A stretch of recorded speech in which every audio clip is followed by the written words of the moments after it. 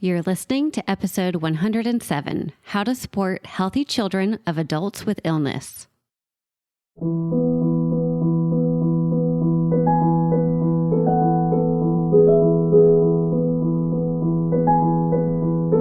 Hello, my friends. I hope you're having a good day. It's going to be a good one if you've turned on Child Life on Call because you get to meet Julie May. Julie May has been a child life specialist for almost 20 years. She is the mom to 4 kids. She is hilarious. She restores furniture. There's really nothing that this woman does not do. And today she talks with us about how to approach and support and talk to kids who have an adult in their life that has an illness. And she talks about what Wonders and Worries does and what's accessible for families today that you can literally get support anywhere in the United States completely for free. So anyway, you're going to want to listen to this because she also talks about how to read child cues based on their development, like how to know if you've taken the conversation too far or if it's time to play or whatever kind of intervention. She is a wealth of knowledge, and I am so glad she's here today.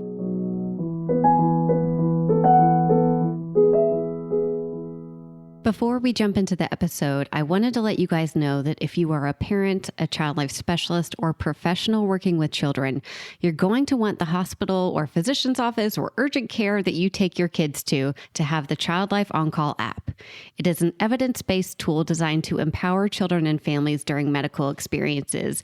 And 100% of the child life specialists who have used this app believe that it can help with expanding child life's reach beyond the bedside. And 100% of child life specialists believe it helps parents feel more empowered in their child's care.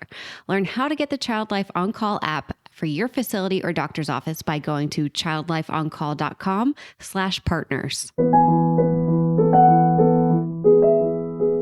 Why don't you start off just telling us a bit about who Julie May is, what your work is doing, a little bit about your personal and professional life and background?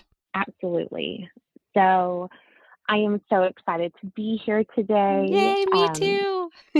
I know. My name is Julie May, and I have been a child life specialist now since 2003. So what does that make it? A long time, a very long time. You're almost hitting 20 years. That's amazing. I know. It's so fun. And I have had some incredible mentors along the way. I started Child Life in Dallas Children's area with our Children's House of Baylor, and was there working on their PM&R unit for a long time. And then our family made the move to Austin, Texas, and I began working at Dell Children's Medical Center with some colleagues that had been friends for such a long time, and that was such a joy. And then worked the night shift life, which worked wonderful for my small family. And then when I felt like it was time for something new, it was a dream to join the staff at Wonders and Worries. And I have been with Wonders and Worries now for 4 years. And I think it's 4. Yep, right past 4. And I have loved every second of it, to just work under that leadership and be mentored by those brilliant minds every day has just been so incredible.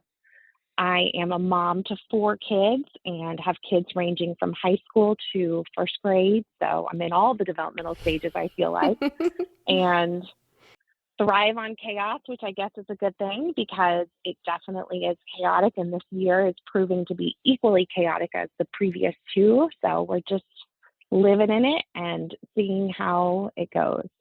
Oh my gosh. Well, I usually ask this question at the very end, but please give everyone your Instagram handle because your life is worth following. It is entertaining. It is hilarious. It is honest. So go ahead and give it to everybody so they can start following you. It is very nutty. I started a blog back when Blogger was a thing. Yes. All those years ago when I was pregnant with my now almost 14-year-old. And our blog was Crazy May Days. And so my Instagram handle is at Crazy May Days. And so that was just, May is a very common last name. So that we're limited in our options. Yes. Well, everybody go park your car or stop your walk and go follow Julie May because you're going to love it. Thank you.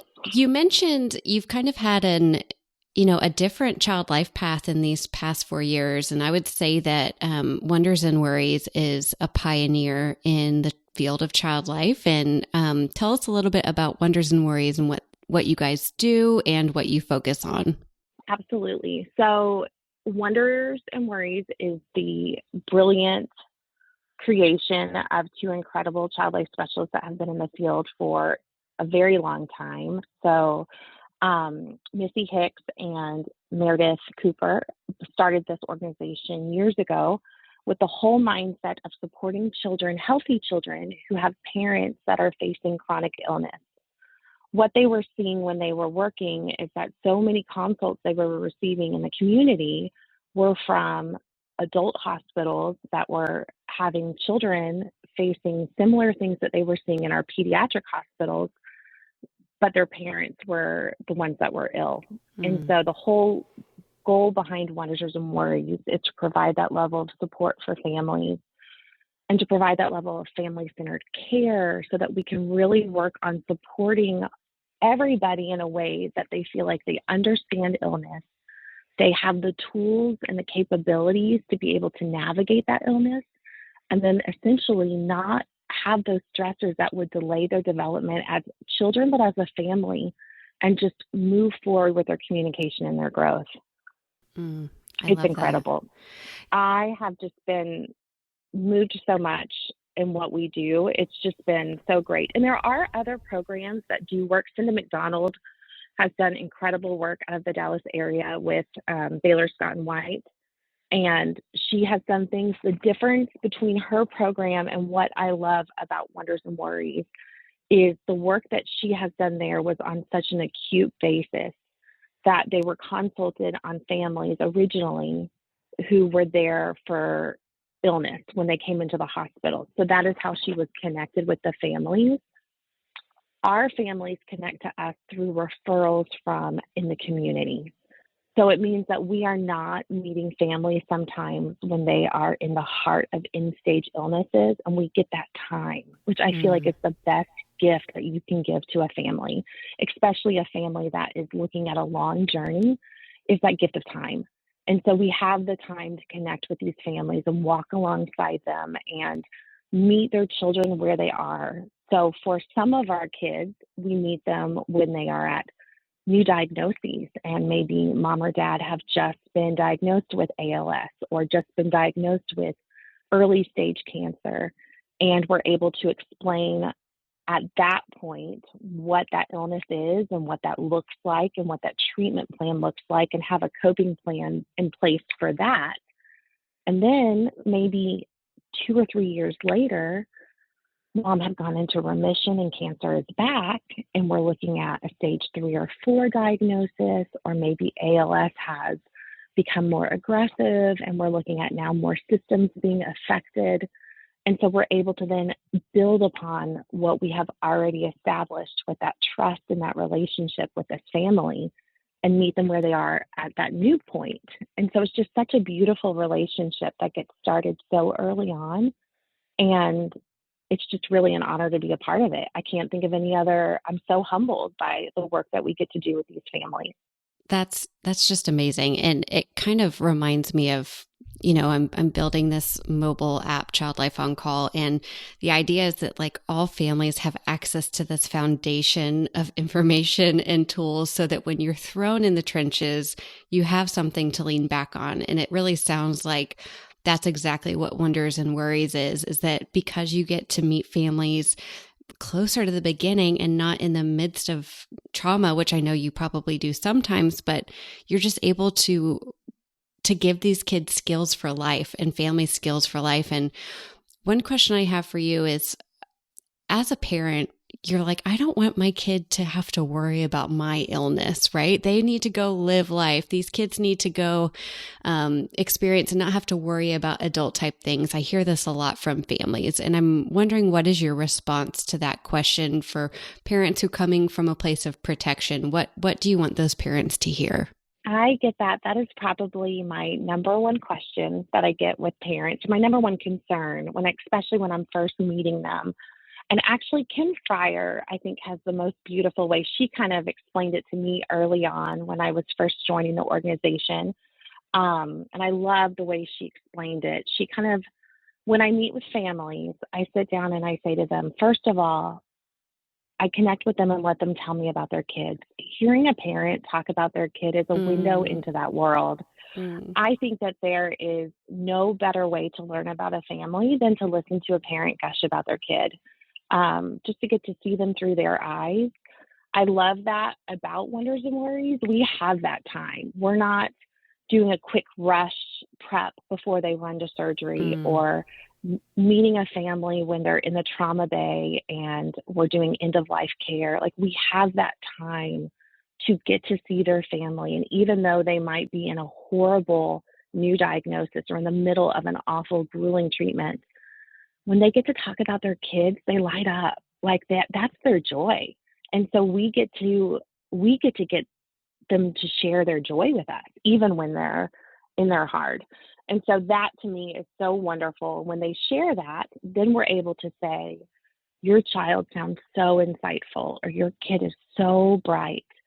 What that tells me is your kid also is so intuitive. And then we get to explain to them how kids work. You know, our kids pick up what's happening around us. When a mom is stressed, a baby, it recognizes that the mom's heart is beating faster.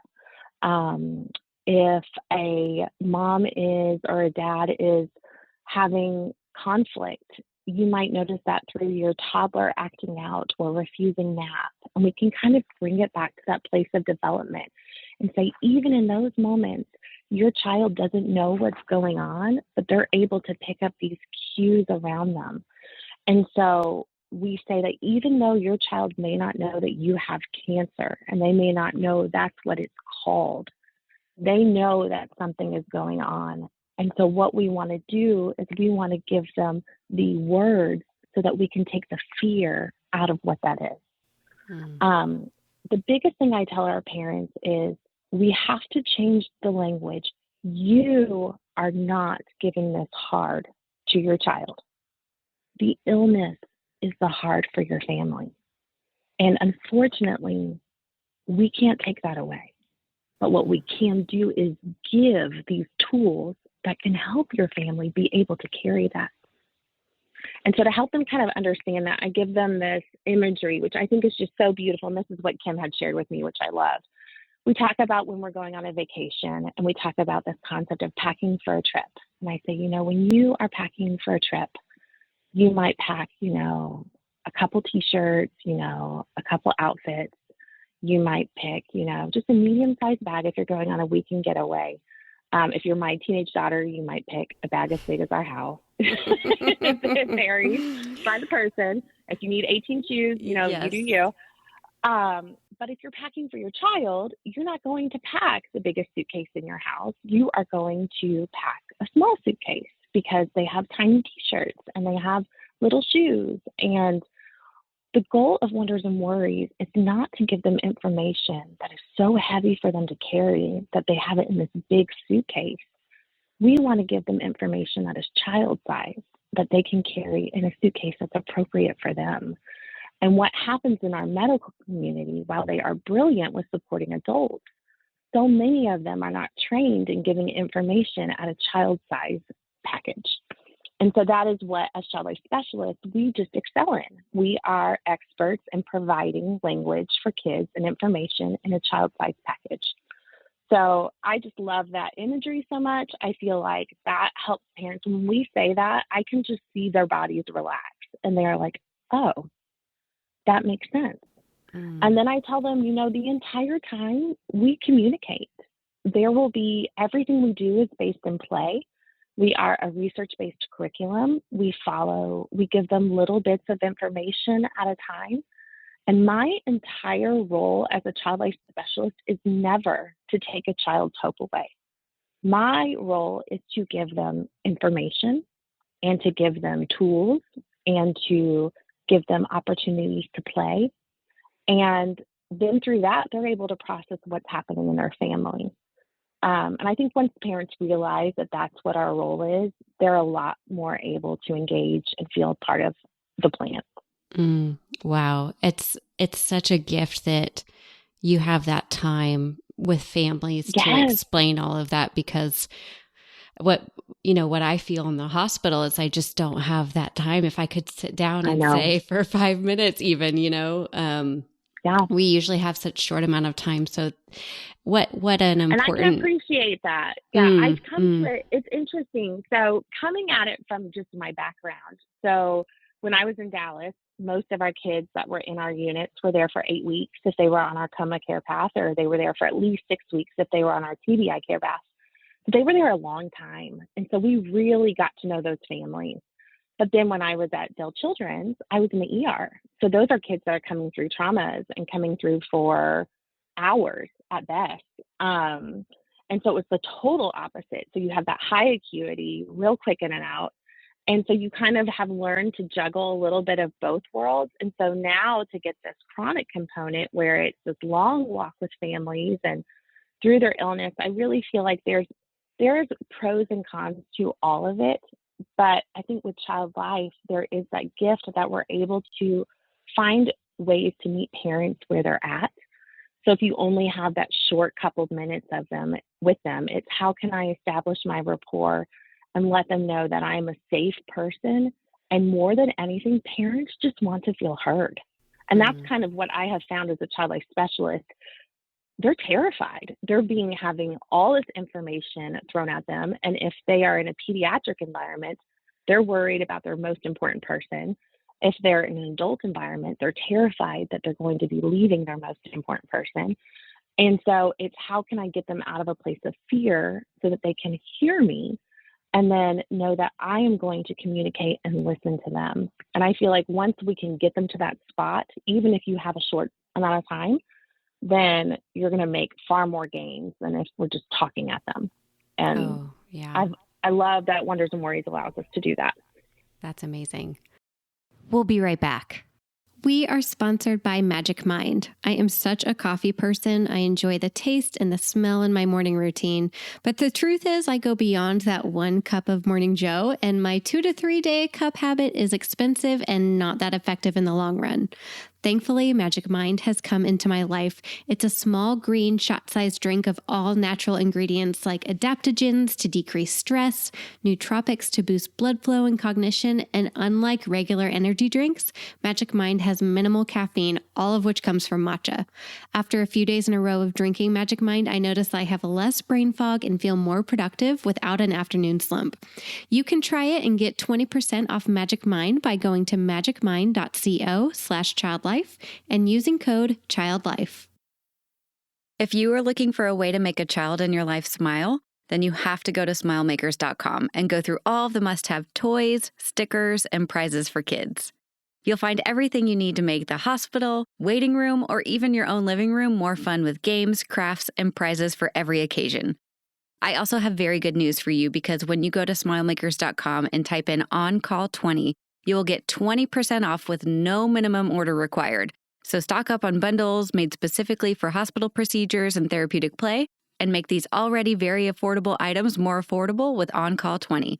That's smilemakers.com and OnCall20 for 20% off your entire order. So if you could tell us, what are some things that parents should look for? So when you say you give tiny bits of information, what are you what kind of response are you looking for in children to show they're either able to handle more information, or it's probably time to, pivot and bring up another topic? What kind of cues are you looking for in kids? Well, it kind of depends on their developmental level. And so I even tell parents don't focus as much on the age, because I have my son has always been such an information seeker. So he is my kid that wants all the information. And so at a younger age, I feel like he developmentally could handle more information. So really bring it back to your child and say, okay, this kid wants to know all the things, has all the questions. But then also think a little bit, how does that age factor into it? If this is a really young child, you're looking at a really small amount of time. If you're looking at a toddler, you're going to want to have tiny bits of play where you can just infuse it in.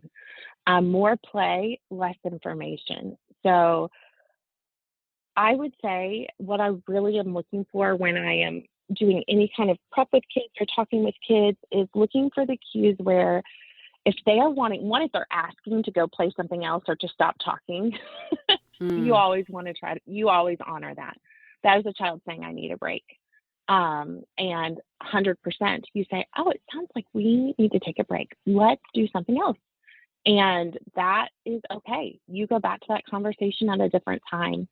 I have found that for some kids, it is when they will abruptly change the subject and they keep trying to change the subject. That is their way of politely trying to say, I've had enough.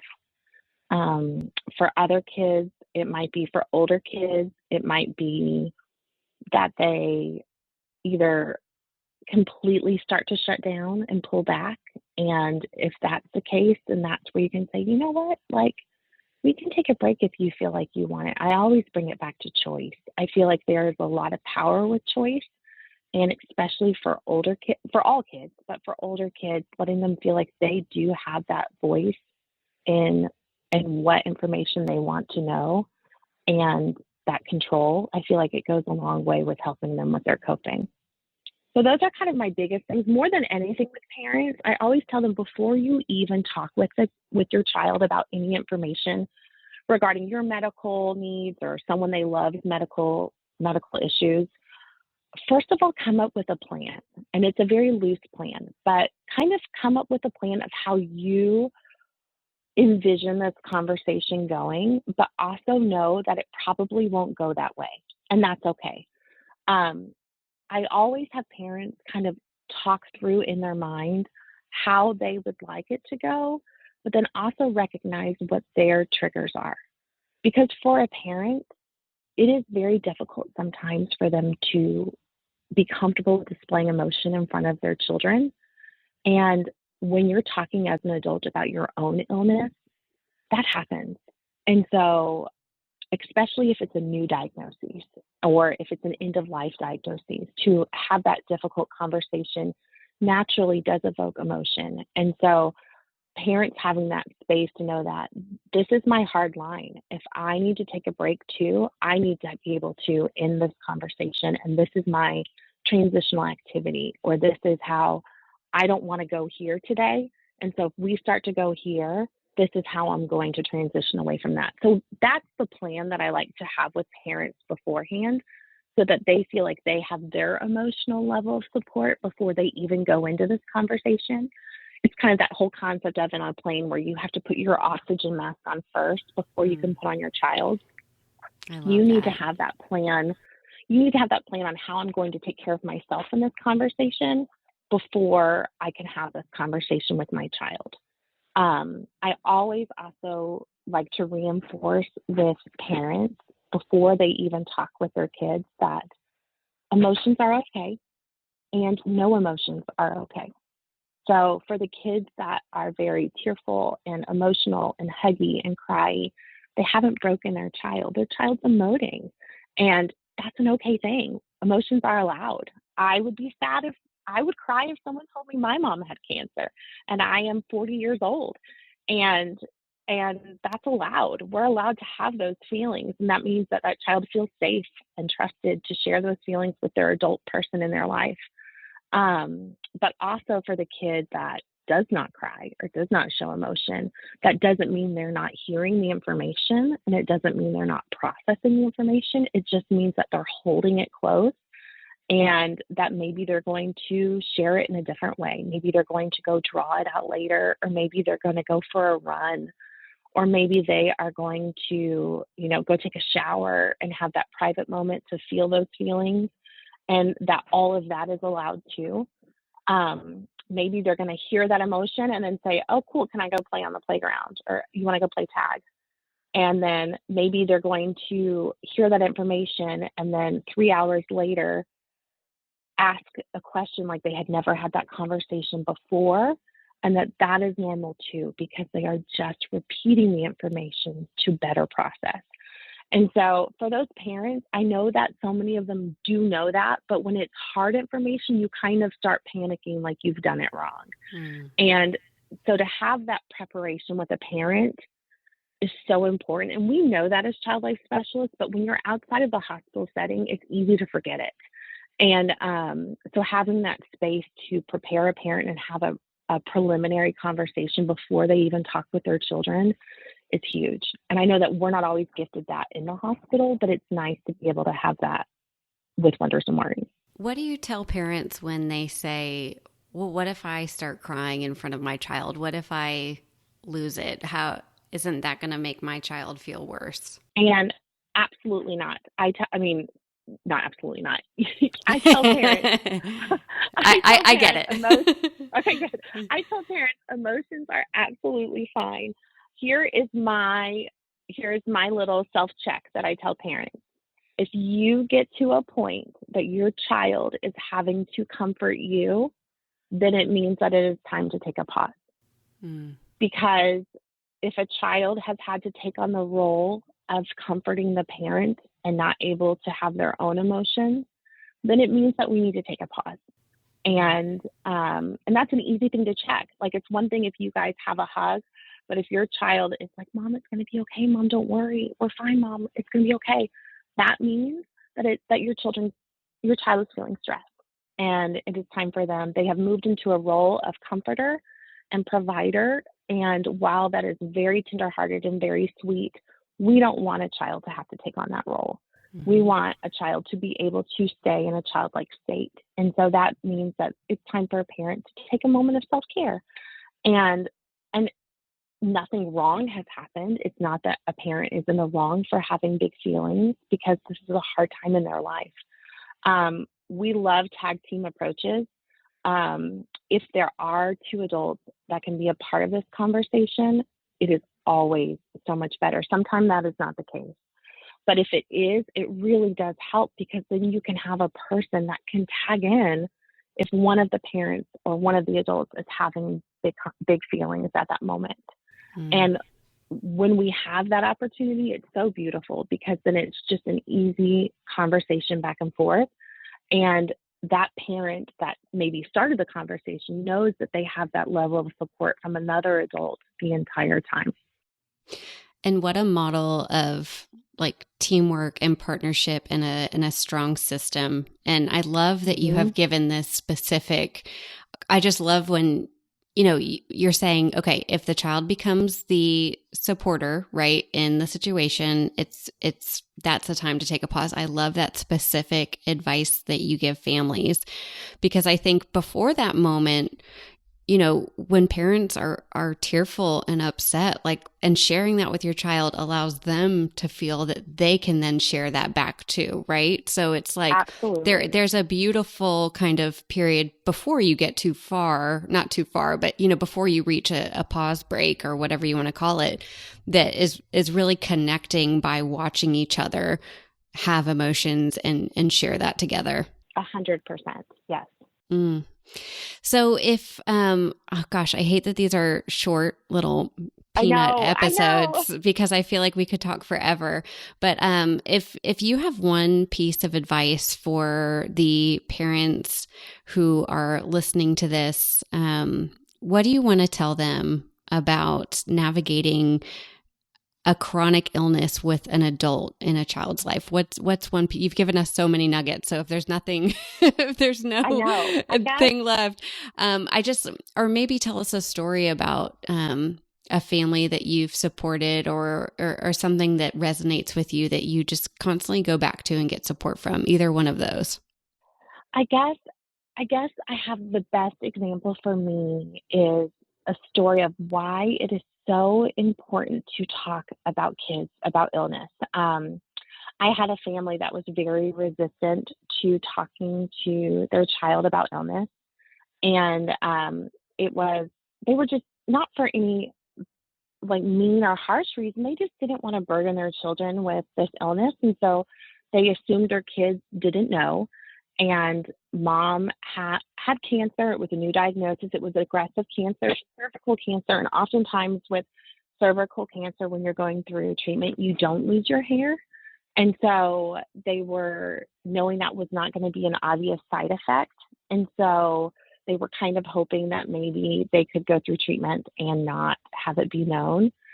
And we were getting there and having those conversations, because with Wonders and Worries, it is part of our program that we really need to have the parents have those conversations. That's part of our program.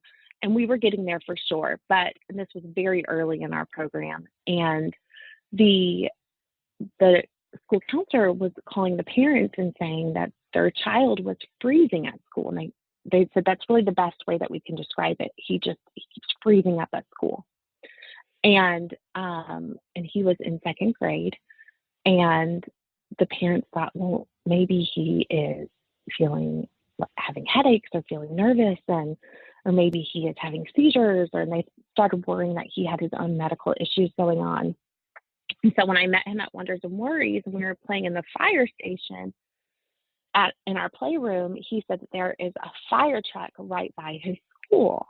And he said that every time the siren goes off at school, he hears it and he thinks they're going to go get mommy.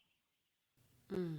And so here he's freezing at school. He's having a physical reaction to hearing an ambulance just go by the school.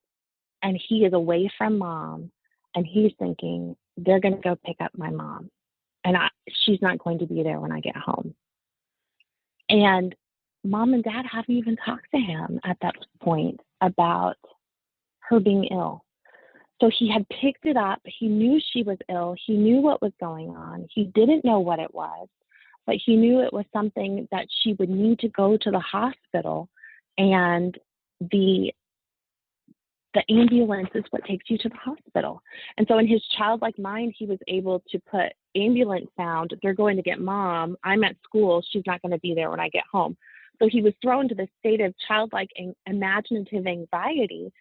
And it was unnecessary, because once the parents were able to have that conversation and say, oh, this is what our plan is. If mom has to go to the hospital, grandma is going to come and pick you up. And this is what that plan looks like. And Mrs. Freedy, your counselor, is going to come talk to you, and she's going to let you know, and you will not come home to an empty house. And once that plan was in place, he stopped freezing at school.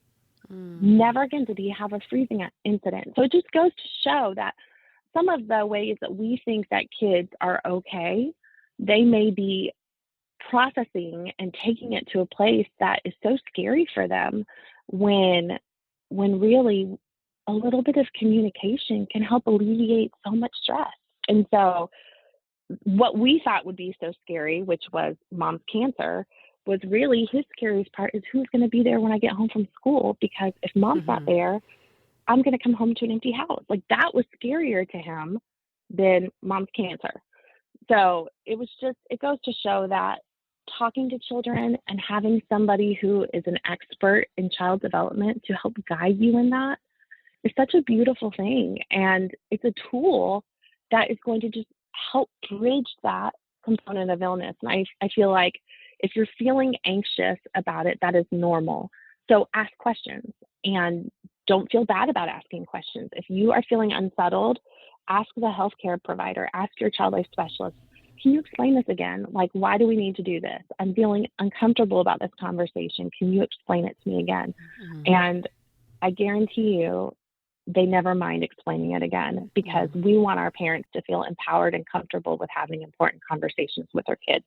Oh, totally. Yeah. That is such a wonderful story, with a wonderful ending, of course, about him being able to verbalize his fear, and about community, the counselor looking out for him. You know, I love this message of, like, your child is not alone in this. Your family is not alone. There are people in the community, Wonders and Worries, your school guidance counselor, your teacher, who are there to look out for our kids.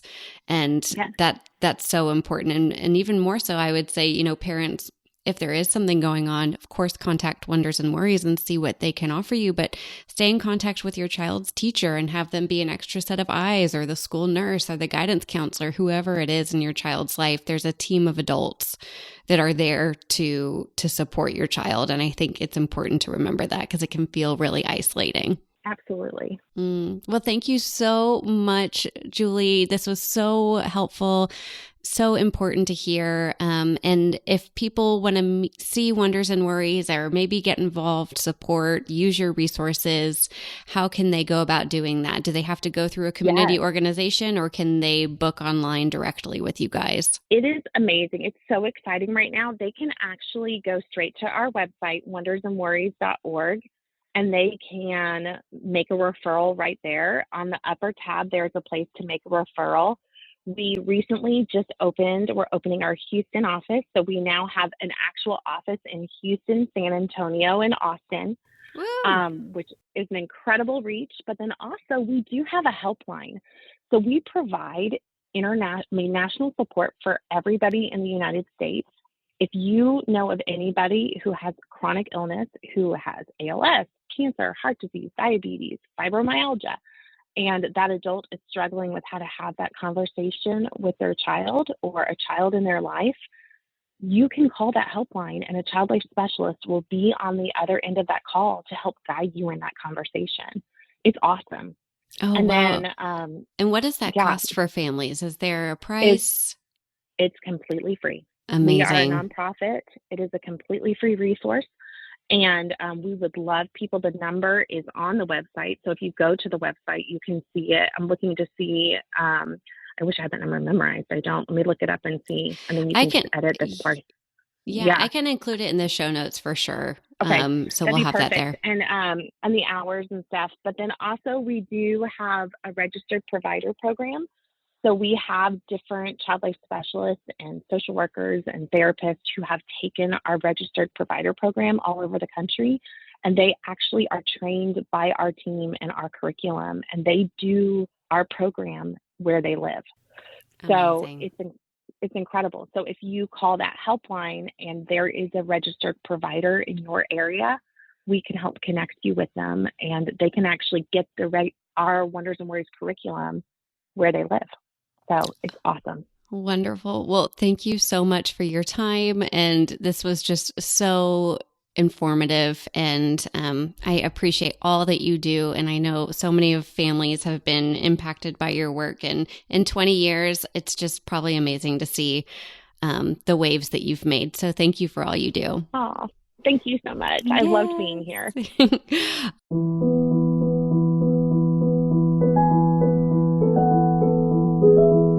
Thank you for listening to the Child Life On Call podcast. I'm your host, Katie Taylor, and you can follow us at Child Life On Call on Facebook, Twitter, and Instagram. Please rate and review to make it easier for other families to find us.